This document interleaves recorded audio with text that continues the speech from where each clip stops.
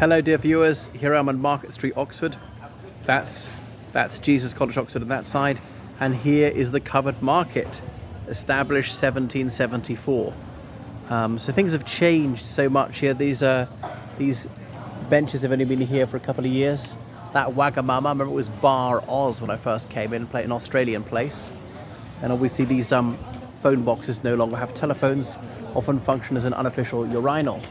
But anyway, above there you can see the coat of arms of Oxford, the ox fording the river.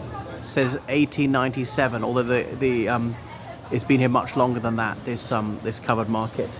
This gate isn't that year. But actually, the etymologists say it's not ox fording a river. It's really from ossia ford, ossia being water in Anglo-Saxon languages. So here we go. Now, you close at 5 o'clock most days. It used to be open on Sundays, but pleasingly, it does open its doors on Sundays and fairly early as well, today being a Sunday. All these people queuing up for some guest baker for some cakes, which must be exceedingly delectable. They're willing to wait so long. The Teardrop. And there's this very, very tiny pub here that's not been there for that many years. Okay. And some businesses have been here for quite a few years. So I do like the way it's all very boutique. They're not chains.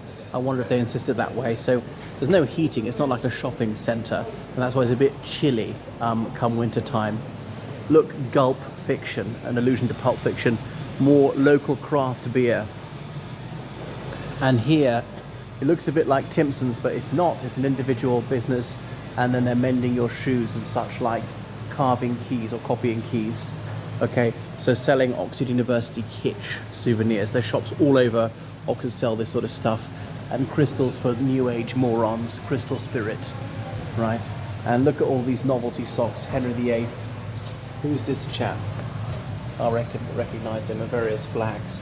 Princess Diana, yeah. How tawdry. Will.i.am, Shakespeare. The rowers, the corgis. Okay, we're doomed. That bloke from Dad's Army. And then the Wolfhound. What on earth do they sell here in the Wolfhound? Oh, sorry, Woolhound. Forgive me, I can't read. Okay, wool if you're sewing things or whatnot. All right, so maybe you get the idea. Okay, and an eatery serving croissant, baked potatoes, little paninis, sandwiches, tiffin, yeah, toffee cakes. And then there's the Varsity Club, which is up here.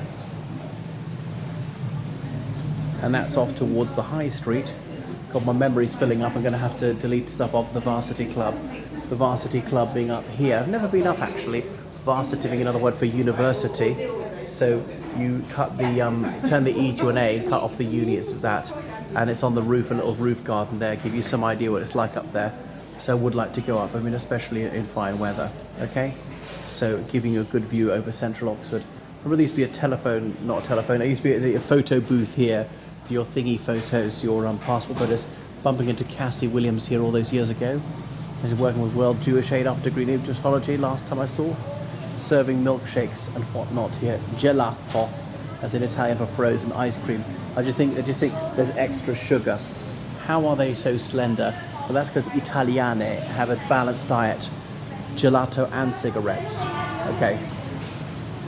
I had my follicles trimmed there once by a red-haired North Briton who said Scots was a very strange language.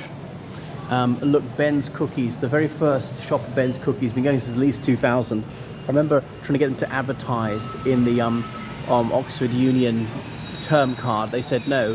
The old chap said running it, said he didn't need it, and they got shops all over. They got them with a lot of foot traffic. They got them in Dubai. They got them Oxford Street. And these ones, so it's a business model, and there's always a queue. They're always busy. God, they're about £1 each when I first came along. You can get 10 for the price of 8 kind of thing. Wow, delectable, but not very good for the waistline. This jewellery shop, okay. Well, when I'm buying an engagement ring, I know where to go, and so on. I think it's more in some Didn't notice you could park bikes there off to the High Street as well. So, William Morris, the socialist artist, writer, furniture maker from Oxford. Oh, it's an ice cream parlour, but they're selling various other items, books and so on. Ah, William Morris, okay. Look at his plant motifs. And they used to sell t-shirts like there was natural blonde, please speak slowly, a pregnant t-shirt and so on. Okay. I thought of buying the latter for my girlfriend at the time. She wasn't best pleased as she wasn't actually pregnant. Maybe she thought I was trying to tell her something. Look at all that. Selling chockies. Okay, so more goodies. Cat truffles. Well, I'm not keen on cats, but I'll have the truffles. Okay, so all sorts of sweets and goodies to treat yourself with, and all these rubbish rings. And what on earth? Space store selling stuff to do with outer space. So if you're a spaceman, you can buy your spacesuit there. All right, that's it. Used and broken phones. And pots for all your plants. Wow, I could sell my old dud phones there. The Social Tap, a tiny brewery bakery over there. This is the central area. So picnic tables, wherever you buy your tucker, you can have here. Ooh, Lebanese wraps, Rosanna, that's relatively new. So I do like their small family-owned businesses. Things are unique, some character, some individuality. The whole place is not overly homogenized. Corporate cakes, yet more things. You've got a sweet tooth. And Brown's Cafe. There's a rather smart restaurant in Oxford on St Giles called Brown's. This one's Complete Brown's, run by a Portuguese couple. Well, it was originally, who came here in the 70s, and their daughter and son. So the daughter and son are still running it. So that's it. Auto models, as in cars.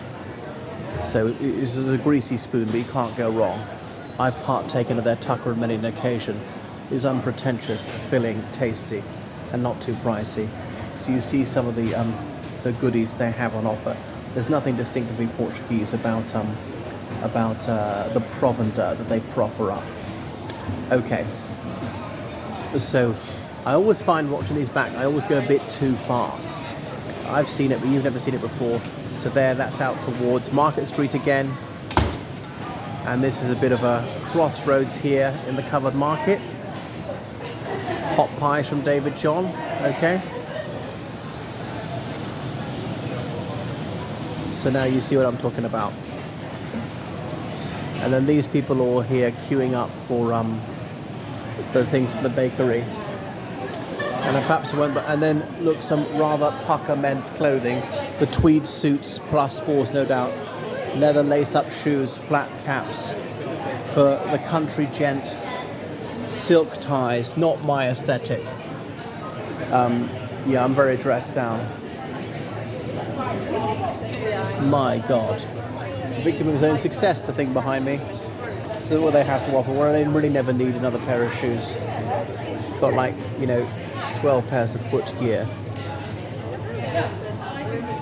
No, I know, but I mean, it's on the continent. I know, cheesecake is morning suit. over here. About, 400 quid, and that's a reduction.